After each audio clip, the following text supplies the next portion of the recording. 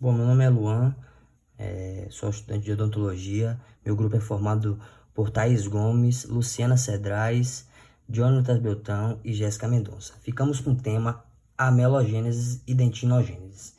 Fizemos um estudo no desenho. E para dar início, a amelogênese e a dentinogênese, eles são um processo de secreção de matriz de esmalte e dentina que se inicia na fase de coroa do dente. Para compreender esses processos, os dois tipos celulares que secretam essas matrizes são os ameloblastos e os odontoblastos. O início de diferenciação desses dois tipos celulares ocorre na fase de campânula da odontogênese. O germe dentário na fase da amelogênese são 5 fases: a fase morfogenética, a fase de diferenciação, a fase secretora, a fase de maturação e a fase protetora. Então, a primeira fase é a morfogenética, que está presente na fase de campânula, certo? Na morfogenética, as células do epitélio interno do órgão do esmalte, elas param de se dividir, determinando a forma da coroa do dente. Então, a fase de morfogenética, ela determina a forma da coroa do dente. Então, essas células do epitélio, elas vão de forma cúbicas, com morfologia cuboidal. Elas param de fazer mitose, então se preparando para um processo de diferenciação celular. E a fase morfogenética do ciclo de vida dos ameloblastos, certo? Então, em seguida temos a fase de diferenciação. Na fase de diferenciação, é quando essas células do epitélio interno do órgão do esmalte, elas se alongam, onde as células que eram cúbicas, elas se tornam mais cilíndricas. Como na fase morfogenética eu tenho aqui, elas são mais cúbicas. E na fase de diferenciação, elas sofrem a maturação e ficam mais cilíndricas, Então, inicialmente, as células do epitélio interno do órgão do esmalte, elas se apresentam em forma cúbica, com seu núcleo localizado no centro, Como está aqui, na fase morfogenética. O seu núcleo ele é mais localizado no centro. Já na fase de diferenciação, o seu núcleo ele vai se aproximando mais do epitélio ou do extrato intermediário, certo? Então, porém, no início da fase de diferenciação, essas células elas passam a se transformar em células mais colunares, com seu núcleo se aproximando do extrato intermediário, até que essas células se transformam em outro tipo celular chamado de pré-ameloblastos, certo? E o que são os pré-ameloblastos? São células mais colunares, que têm o dobro da altura inicial, com seu núcleo mais próximo do extrato intermediário. Como eu acabei de dizer, Já nos pré-ameloblastos, eles sofrem essa maturação e o seu núcleo vai se aproximando mais ainda do extrato intermediário. As alterações que ocorrem no epitélio interno do órgão do esmalte, essas alterações que ocorrem, eles levam à formação do pré-ameloblastos. E que esses pré-ameloblastos ele acaba induzindo as células ectomesenquimais da papila dentárias, certo?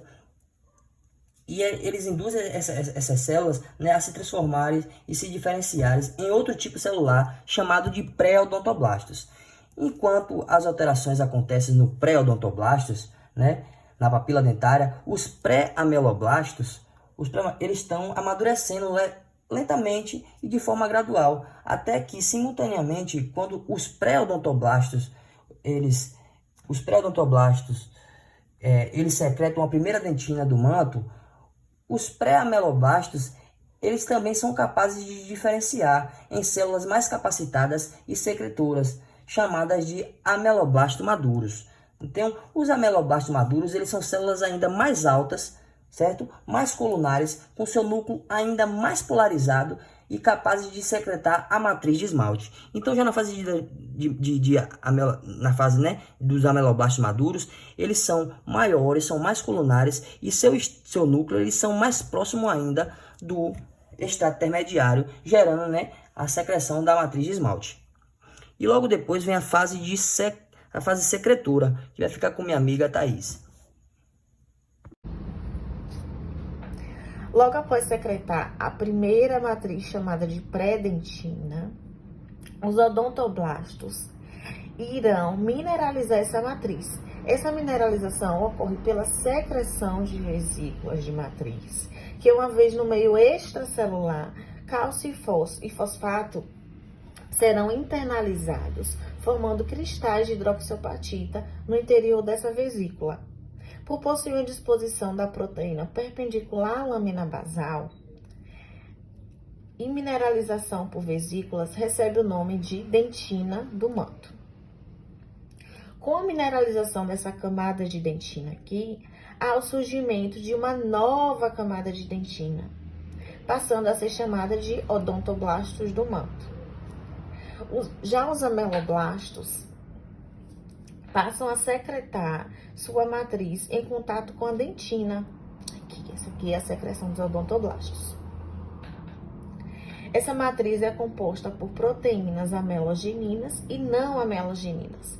15% dessa matriz aqui é composta por hidroxiapatita, que tem uma disposição perpendicular à matriz de dentina, chamando de esmalte aprismático. Nesse momento, a junção amelodentinária, que é a junção de esmalte e dentina, e passa a ser chamada de células amelosecretoras. Nessa fase de secreção, os odontoblastos, que são essas células aqui, irão se afastar da matriz pelo movimento centrípeto, que é do meio para baixo, certo? Onde o corpo celular irá se direcionar para a papila, deixando esse prolongamento em sua célula de matriz recém-sintetizada, chamando de prolongamento odontoblástico. Os ameloblastos, que são essas células aqui, se afastarão também da matriz. A partir desse momento aqui, os odontoblastos finalizam seu processo de secreção, o que vai causar uma restrição parcial na passagem de moléculas entre essas células. E por conta disso, as fibras de colágeno serão mais delgadas e as proteínas não estarão mais na forma perpendicular, o que vai aumentar a mineralização da matriz. E essa dentina passa a ser chamada de odontoblasto circumpolar. O padrão de secreção da matriz será alterado. O processo de Thomas altera a direção dos cristais de hidroxiapatita, passando a ser chamado de esmalte aprismático. Os odontoblastos continuam o processo de afastamento e continua também a produção de matriz de dentina. Porém, esse processo ocorrerá nesses túbulos chamados de túbulos dentinários. E os ameloblastos continuam o afastamento até alcançar a espessura de esmalte necessária nessa região aqui do dente, regredindo o seu processo de Thomas, tendo assim odontoblasto circumpolar e ameloblasto secretor, e dando assim o fim à fase de secreção. Na fase de maturação, para alcançar a mineralização de 97% de esmalte, os ameloblastos produzem enzimas que degradam as proteínas na matriz da junção amelodentinária para a parte externa do dente. Essas enzimas degradadas vão para a parte externa do dente. E com essa degradação das proteínas nos ameloblastos, passam a liberar cálcio e fosfato para a matriz do esmalte, e causando a fosfatase alcalina, que permitirá a união do íon cálcio e fosfato, formando cristais de hidroxiapatita, aumentando os minerais da matriz da dentina. Aqui vai aumentar os minerais nessa matriz, alcançando assim 97% de mineralização, e assim a gente vai ter odontoblastos circumpolares e ameloblastos de maturação. A fase de proteção se resume basicamente na formação do epitélio reduzido do órgão do esmalte. Inicialmente, o órgão do esmalte é formado por várias camadas de célula, epitélio externo, retícula estrelada e ameloblastos. Porém, ao longo da amelogênese, essas camadas são reduzidas nessas etapas e podemos observar o epitélio externo dos ameloblastos cada vez menores. Então, com a redução dessas camadas, o órgão do esmalte forma o que chamamos de epitélio reduzido do órgão do esmalte. Na primeira figura, temos o esmalte dentário, a dentina e o epitélio reduzido ao redor dele. Esse epitélio é responsável pela proteção do esmalte durante o processo de erupção dentária. Na figura 2, o epitélio reduzido se funde com o epitélio oral e protege o esmalte até completar a erupção dentária.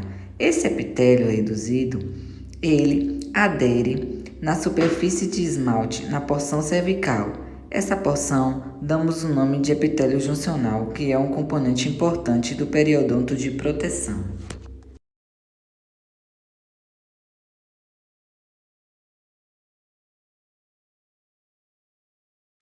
Vamos falar um pouco sobre a dentinogênese.